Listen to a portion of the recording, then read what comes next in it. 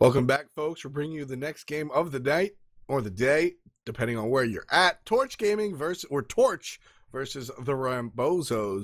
This is going to be the number 2 seed overall versus where's Torch at on our brackets, Cret? Oh man, Torch is actually unseeded. So we have Rambozos number 2. Torch, despite being unseeded, is actually a good team that we see a lot. Mm-hmm. One glance at Akora I like specifically on this team, honestly.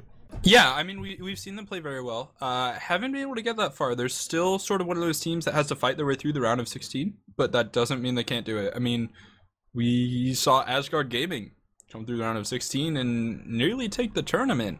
Yeah, they're very strong. I expect to see more out of Asgard Gaming, and Torch's skill, just a tenement to Torch's skill, is pretty much what how much we were surprised not to see them seeded. I introduced them as if they were a seeded team, so I think they'll outperform that. Bans are out. Agni and Thor off the table for Torch. Clearly 2 characters that they know Rambozos want to play. Mercury and Nuwa taken out for Rambozos. First pick, Loki. Rambozos opting for a more traditional Apollo and Geb. Yeah, Loki is first pick worthy if you can make it work with the split push and the assassination, but that's a big if. We'll see if Torch can do that. Apollo Geb is a very, very strong pick. I mean, Apollo's a great split pusher. Geb is so strong in team fights with the shields. Athena to counterpick, and honestly, Athena Ram versus Apollo Geb is classic in the current meta. Ra gonna round out the Rambozos comp quite nicely. It's pretty much what we can expect from the Rambozos. Rambozos made up by Meerkat, Aduro, previously of Dignitas fame, Grishank, Paradox, and Chris Pocket. These are people that like traditional picks. Once in a while, we'll see Aduro play Isis, which is borderline traditional, depending on who you ask. But Rambozos very much like stuff that they're used to. These are seasoned players that have been in and out of the competitive scene, so you can expect to see these classic pickups like Ra, Geb, Apollo. I mean, yeah, exactly. Rambozos are the sort of players that you could totally see on an SPL team. Just maybe I don't know, Lasses breaks his wrist or something. You could maybe have a sub picked from a team like the Rambozos. This was previously the Digaduro, so. Yeah, exactly. But it's gonna be Hunbots taken away in the second round of picks. Kukulkan, actually, first competitive appearance will be in the form of a ban. Interesting. Kukulkan banned out. Kukulkan is a easy to play passively character for the middle lane. I had to choose my words carefully right there. But he is it's easy to play just passively, easy to play the own game that you want. By banning out Kukulkan, it's more like banning out the mindset of comfort. Yeah. So with the Zhonghui and Thanatos locked in, it is going to be a Loki solo, Zhonghui mid, Thanatos jungle, Ram and Athena making up the duo lane. Rambozos, they're gonna have Ram mid, Vamana hovered on probably for the solo lane, and that's gonna be locked in. Hunbots in the jungle, Geb playing support, and Apollo ADC. Fairly standard lineups on either side, and I think the flavor picks are really the Hunbots and the Loki. Yeah, Thanatos is sort of a half flavor pick. Thanatos is so interesting. You have some people in the community, namely myself, who really think Thanatos is a powerful character. And then you have others, DM Brandon, for example, and many others, really just completely disagree with his playstyle or what he can bring to a table.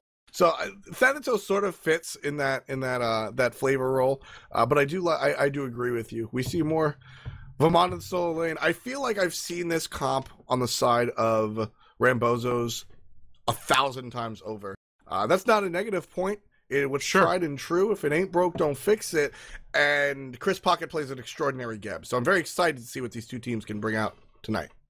I definitely am. Honestly, when it comes to Thanatos, we all know he has very strong early game presence. He hasn't performed too on the SPL. He's sitting at a 20% win rate, but that doesn't mean a character's bad, as F-Dot actually mentioned off the air. It means that there's something going wrong. And so maybe it's playstyle, maybe it is the character being bad, maybe it's something else, maybe it's just being picked by teams that aren't winning as a sort of way. Maybe we can win early but can't win late. Either way, there's something that needs to change to see Thanatos come out and really be a force, but he definitely could be. He's got a lot of options in his kit. He's got a silence. He's got a stun from above that can execute. He's got big bursts on Death Scythe. He's got a nice steroid. It's all about playing it right, playing the transition, which is probably the biggest part. Mid game. Yeah, I mean, you have a strong early game. How do you make that into an advantage throughout the rest of the game? What do you itemize? Big questions for any Thanatos player. We're going to head into a match, and we're going to see what Master for Show can do on this Thanatos. Torch versus Rambozos in your round of 16. Welcome back, folks. More games on the way. Torch versus the Rambozos out of blue and red, respectively, is our next matchup. Making up the team of Torch, we have homeboy Bob in the solo lane on that Loki. Akora playing the middle lane, Zhonghui. I love when we see solo mages come to the middle lane. Master for Show will be in the jungle with that heavy hammer Thanatos, and One Glance and Defoe will make up your Ram and Athena long lane. On the other side, you've got the Rambozos in the mid lane. It's the Aduro playing Ra. Chris Pocket will be your support Gib. Coming around the left-hand side to Ward, looks like he will not be in any danger of getting caught out. The Hunter is Ben the Paradox, whatever his last name is, playing Apollo. In the jungle, Grishank on Hoon Bots, and Meerkat, your solo lane Vamana. 5-man group up from Torch, or 4-man rather. They're actually not going to get caught out. I thought maybe Chris Pocket would turn around, but no vision. Keep in mind, folks, that what we see on the spectator client isn't what the enemy sees. A lot of times, there's a lot of people hidden in the shadows. It's exactly what happened with Torch, grouped up on the left-hand side with Chris Pocket coming around in the long lane for that ward. So, no excitement just yet. Teams looking for what seems to be a standard start about 15 seconds before we do get underway, and everybody is pretty much where you'd expect them to be. Defoe and One Glance heading towards their blue. Yeah, and it's just going to be your standard start. 5 seconds until the minions do spawn. Looking at it, well, hold on, double hog in the solo lane, so that's gonna get the Vamana and Hoonbot's team to lane a little bit quickly. In fact, much quicker than Thanatos Loki. So expect a lot of lane control coming out from the Rambozos on that Chaos side. Ra versus Zhonghui. This is a solo lane matchup in the middle lane if I've ever seen one, Krat. Normally you see these gods in the solo lane really for no particular reason other than the gods that the other mages that are picked generally have dashes or whatnot, so they're just better off in the middle lane. Grishank coming out, trying to start something, but Akora pressed deeply on his tower. No dive coming up at level 2, that's for sure, but Akora still doesn't know Hoonbats is here in the jungle. Yeah, and actually Hoonbats is just going to come in, get some wave clear. Akora, nice response time. I mean, at this point, he doesn't know he's there in the jungle, but he thinks he's there because it happens every game. That said, not rotating out of the solo lane is going to be the jungler from Torch, and so Thanatos losing his speed buff early, that's really big misplay. I mean, you gotta follow the rotation or you lose your speed every time. Dual lane tries to provide a little bit of after-the-fact resistance, but not able to catch up to the monkey. Hoonbats doesn't really have any movement speed, but just a couple of steps ahead of them, so nothing really happening there. A little bit of aggression coming out in that long lane, taunt out onto the Paradox. Good shield from Chris Pocket. Expect that to be a trend. Chris Pocket has fantastic mechanics, as red team just now ends up in their own jungle to clear their own red buff. Yeah, on the left-hand side, 4 members of each team will be just getting farm. Aduro's going to share experience on, I believe, the safe camp and definitely the red.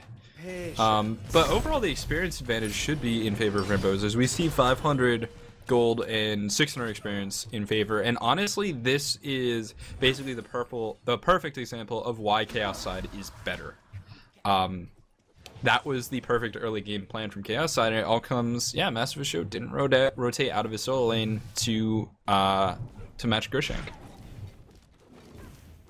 And speed buff, so important, not just for the buff itself, but for the experience that it offers. Taking a look at the levels, we have Master of Show level 5, Grishank level 5, but you can expect that to be at least a quarter above him because of the experience that he picked up from that camp, leeching it, etc. They're going to fight in the middle of the jungle. Master of Show hits the disc, so that's going to be enough to make Grishank retreat. This is an interesting setup for the Monkey at the moment. Thanatos is playing behind his enemy jungler, which is not something you see often. He's also not the game plan, honestly. I mean, Thanatos wants to play from ahead, but mid-camp's coming up in about 5 seconds, and this is the real decider, right? The first mid-camp fight can make so much happen, and Grishank sitting at level 6 is going to be very powerful. You got a Duro with a snipe. Thanatos is up, and nice jump away from Grishank. Defender Olympus coming through. Damage on Chris Pocket. Brought a beautiful Cataclysm. Fear No Evil to follow up. Snipe will not connect. So it looks like it's just going to be a camp victory in favor of the Rambozos. On the right-hand side, Torch are going to get the right camp, so even trade lots of fireworks, flashy plays, no kills. I really liked that play coming out from Grishank right there. Just, we talked about it before. We gave Aurora a lot of credit for using his jump to avoid a Thanatos execute, and that's exactly what happened there. Not quite an execute, but the stun would have been enough to inevitably seal his death crit. So good play coming out from Grishank. Really, really mechanically sound. Both cams go to Rambozos, if I'm not mistaken, and No, right camp went to Torch. Taking a look at the graph. So both teams are going to be even on that side. Taking a look at the solo lane. Homeboy Bob getting very low. Meerkat solos him down with the umbrella. Good play coming out from the Vamana. Level 7 and level 7. So that was an even fight. But Vamana, not even by nature. Well, yeah, last time we saw this matchup, Loki did win, but he got enough damage that he was able to kill his opponent, and it was a very different Vamana build. It was an aggressive Vamana build, as opposed to Meerkat just going to a Runeforged Hammer, where it's like, yeah, 55 visible protection, 350 health, you're not going to kill him. As Loki versus Vamana, definitely not 1v1. So Meerkat he's just able to bully Homeboy Bob V, and it's not going to be for another 2 levels until Homeboy can sort of try and clear with decoy without getting too bullied, but even then it can be hard. Yeah, I mean, taking a look at the Loki Vamana matchup, even with the full Runeforged Hammer, you sort of get one shot to kill this Vamana one-on-one as a Loki. It's probably not going to go your way, as a Duro gets a kill on a Korra in the middle lane. Thanatos lands, he's now 1-on-2, but he's got the channel of the tank coming his way, looking for the taunt. Is Athena not going to rush for it? No preemptive strike, must be on cooldown from the left-hand lane. So it's going to be 1 kill going the way of Rambozos. Duro gets credit for that one. But Loki gets 1 chance on Vamana in this lane. And he failed, so now he's got to play passive the entire game. Yeah, and that's just a huge point after. I mean, we've seen late game carry Vamana, and Loki and Vamana sort of do similar things. They kill priority targets, but they go about it in a very different way. Honestly, I feel like Vamana is a character out of Dota. Like, he gets really big and hits people, and you have to he's also a raid boss from WoW. Like, he's just super hard to deal with, does a lot of damage, has a lot of health. You can't really peel him off when he's in his ultimate. You just have to find a way to deal with it. It's gonna be hard. Yeah, it's a big spread out mechanic. Vamana sort of has the same effect as a Zhang Hui. Sends team fights spiraling out, just trying to escape the damage. Chris Pocket here alone gets the hog out of the minions in this middle camp right here. Chris Pocket, 3-man ultimate. Grishank gets 1 kill. 2 people very, very low. Apollo. The foe and Master of a Show. Apollo's here as well. Bounce up is good, so beautiful, and then moves. Gonna go ahead, chase that guy. The Paradox gets the kill. Master of a Show falls down to the wayside. 4 members of Rambozos coming up the middle lane. One glance can't do much. That's going to be a Gold Fury. Yeah, this Gold Fury is going to be Rambozos. Paradox that was perfect ult placement. He hit every tick, he got the knockup, and then he decided, which kill do I want more? It was the correct play from Torch to split, so they had to pick one, but he picked the Thanatos, which is huge, because you want to shut down this Thanatos. Not only is he a Thanatos, but he's got a heavy hammer. Yep. And that's a snowball item on a snowball character, so when you stop that snowball from rolling, you're going to run into trouble. I mean, honestly, I think Paradox is a very, very strong hunter. Definitely a sleeper in the scene. He was actually going to have an entire Challenger team built around him. It did end up coming together, but it was going to be called Team Ben, because his name is Ben. And it was going to actually have Dare to Care in the jungle. Interesting. Dare to Care, of course.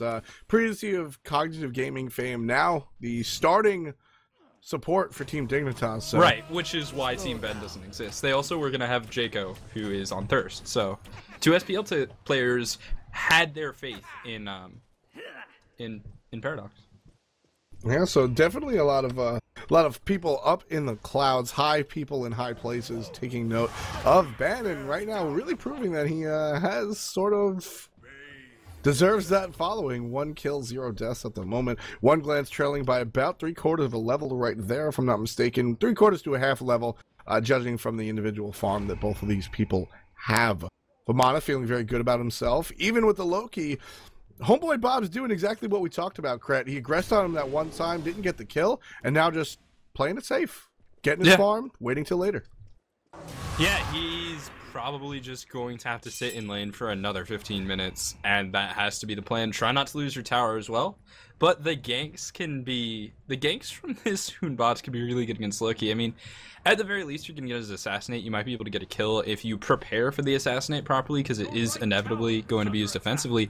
This invade on red buff, though, is huge. Hoonbots is in great position. Aduro's with the flank, and now where are they going to go on? Jump in onto Ukura. He's going to be slowed. Nice feed. Snipe comes through. It will not connect, expecting the Fear No Evil. Now depending on Olympus, rotating in. Meerkat is going to block out Defoe. Thanatos comes back down. Loki's in the mix as well, and honestly, a lot of the burst is down, but so is Master Show. Rom ult coming through. Not quite going to find perfect hits, and rotation out from Geb will secure the hit onto Ukura, and now Defoe taking down one Gantz. Got to try and help his team, but here comes Apollo, who could dive down onto Loki. There it is, the knockback, the peel.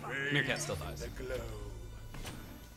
Rambozos 8-1 at the moment. Torch does get on the board. Meerkat falls to the wayside thanks to an errant shot from One Glance. So One Glance making the rotation, the correct hunter rotation. Can't exactly rotate as fast as Apollo. What you got to do as a hunter is you got to sort of like stop the bleeding, because Apollo's going to hurt somebody when he rotates, and he's going to do it faster than you. So good response for One Glance. Not much you could do there besides get the pick-off kill. Gets the pick-off kill, defends the tower, and you're going to see right-hand mids go to Rambozos because of their victory, but Goldfear is already down. 10 minutes into this game, folks. Rambozos are leading about 5,200 gold, so Torch definitely off to a rocky start, but promising play coming out from some of these characters. I mean, yeah, honestly, I've always been impressed by One Glance's play, and, you know, you're right. What you have to do against Apollo is you have to be like, you know, Apollo's going to rotate to this fight.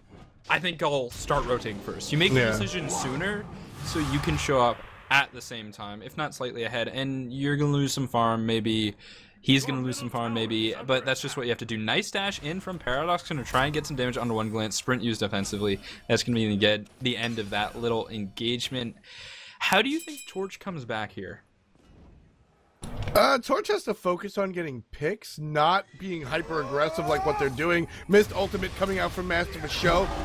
Ultimate comes out from Ram as well, expecting the stun. Master of Show getting ulted on. Good CC reduction from those beads. Dina ulting in. Paradox up in the air looking to make something pay. Master of Show is going to go down. Paradox with the credit on that one. Chris Pocket picks up One Glance. Defoe dies as well to the wayside thanks to Apollo. Put your hands in the air.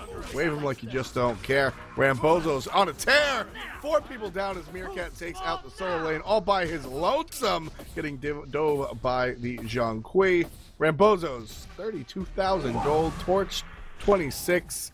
And that's the first tower. Long lane going down. I mean, what a great team fight coming out from the boys on the Rambozos. They got a lot done there, and it's all about the stuff after the stuff. It's so huge. You gotta go for that F-dot. And now, what do you think the next plan for the Rambozos is? How are they going to transition? Honestly, just more of the same. Rambozos, I didn't actually get to finish what we were talking about with Torch. Torch needs to look for the smaller interactions. They want to get 2v1s, not 4v5s, not anything like that. Good idea with what they were doing, but they forgot that there was so much rotation coming out from Rambozos. As far as the Rambozos, like I said, just keep on keeping on. Everything they're doing seems to be working out. They're picking the correct fights. They're understanding their lead. 13,500 experience on the side of the red team, so they can leverage that. They can fight 2v3 and be all right with it. And that's what Rambozos have to do. They have to play their lead, but be careful not to get cocky and let their lead play them. You know, it's so huge, right? I mean, the Rambozos are in position, prime position to snowball this game. They've got a lot of power on their team in terms of just raw damage. Vamana with a dive going into the Heartseeker, which can be so huge. The big question is, what are they going to do once they get that timing with the Sovereignty. Sovereignty's going to let them be a little bit tankier, sort of like pick and choose their engagements. Right-hand side, Meerkat's going to pick and choose his own. Master for Show goes down immediately. Defoe gets the ultimate over to homeboy Bob, but he's just going to vacate the premises. Doesn't really want to fight. Here comes the jump. Grishank with the damage. Keep in mind, 3 people on the Gold Fury on the left side of the map. Rambozos team doing both. This is a split-pushing team. 2 objectives, 1 team.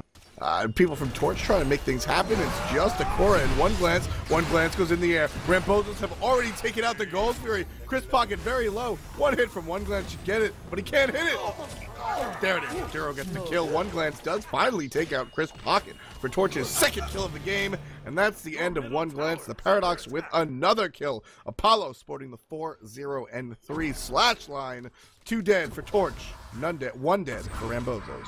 I mean, Paradox is honestly playing this really well, and so Rambozos are going to try and transition to taking out the towers and really cementing their map control. They want to make sure that the jungle for Torch is no longer the jungle for Torch. It's just more jungle for the Rambozos. But will they be able to take down those towers efficiently? I mean, it's all about getting the right positioning, forcing people away, not even necessarily getting kills. You just have to get them off the tower and then pressure down that tower. Other option is split push with the 4 and 1, but Paradox already has his inner tower down, so split pushing a Phoenix at this point, that's really more of a play after you get the Fire Giant. And Torch needs to bear in mind that Rambozos are gonna start to feel very confident. Once you hit that 5-digit gold lead cret, you sort of get really excited about what you can do, and you have to, and the other team has to punish. Master for Show actually just did that. Meerkat diving in the solo lane. Master for Show picks up a kill. Only level 11, so the Thanatos really needs to get online. He's got Boots, a Heavy Hammer, and rank 1 of Jotun's Wrath. I really can't do much with this build at the moment, so really need to look to extrapolate it. In the middle lane, a little bit of action. Not too much. So 15 minutes into this game, Torch trailing by about 11,000 cret. Where can Torch look to make a move if Rambozos are invading their entire jungle? Speed buff about to go down. I mean, they need to fight an uneven fight. They need to find a 5v3, 6v5, including the help of a tower or another objective like Gold Fury, Fire Giant, Phoenix. Yeah, I agree. See, that's what we just saw, folks, is an example of what Torch needs to go in on. Paradox solely invading speed buff with 4 members of Torch. Paradox is level 17, and everybody on Rambozos is 14, I understand, but that's that confidence play that I'm telling you that Torch really needs to grab the bull by the horns. Chris Pocket gonna do just that on the other side. Blink, Cataclysm, Unbats, death. 4 people on this middle tower, bringing it down. Athena, Defoe gonna try and make something happen. Here's finally the rotation for the rest of the team. Master for Show in the air, the tower in the ground, looking for an entrance, can't find one. 5 members in red tunneling down the middle lane. Grishank just demolishes Thanatos. No idea what Thanatos, I think he just ran out of time. In the back line, 1 glance up in the air, shooting artillery from the back. Aduro takes out the front line Defoe. Down goes Homeboy. Might be speaking from the future because he's going to walk away. But down goes the Titan. Either way, Rambozos win this game 19-3, 16.5 minutes in. That was a resounding victory coming out from the Rambozos. And honestly, it just looked like... Well, first of all, Torch was playing with 2 subs, which is always rough. Like, that's going to sandbag you no matter which way you cut it, because by the nature of subs, they're not your normal players. You don't have synergy. You don't play with them all the time, etc., etc. That said, there was more going on than just our sub did perform the way we needed them to, and communication, and Thanatos, honestly. Like, you know, Thanatos you made the question, did not work out. Right, you said how Thanatos needs to come online, and we mentioned that the problem with Thanatos is that a lot of players have trouble transitioning with him, where you're doing well early, but then how do you continue to be effective? And that's already a hard question when you never come online at all. Exactly. You have nothing to transition from. You have nothing to build upon. You're just behind, and you're just ineffective. So while Thanatos is very strong and very able to get ahead early, when he doesn't, man, it's rough. Yeah, I mean, that's partially, we see the pen boots come out in the Thanatos build. Partially the reason I really like those cooldown reduction. That's why we see The professional scene is honestly split on this. We see a lot of the European Thanatoses building penetration boots. We see the American Thanatoses build cooldown reduction. Laz is still stuck in those red boots. If you get behind or even stay in the middle and you don't get ahead as Thanatos, cooldown reduction actually just allows you to be a little bit more relevant because you have more utility, you have more ultimates, you have more silences. Hell, you have more slows and big chunks from your death scythe. So, not a bad choice itemization-wise, but in this scenario, I think there was maybe a better choice overall. But interesting play coming out from Torch. I think we had a good game. Not really a horrible game coming out from them. Eager to see what they can bring in the next week with their full roster. Congratulations to Rambozos as they move on to the next round. Stay tuned. We'll bring you another game soon.